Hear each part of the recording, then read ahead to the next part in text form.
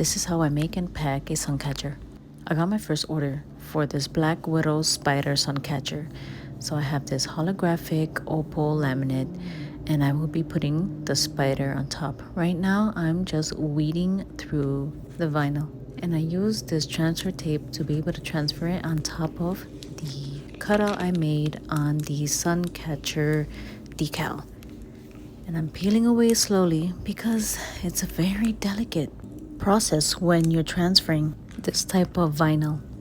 So I had to peel it away slowly because this broke 3 times before I can be able to transfer the spider on top. Now I'm transferring the spider right on top.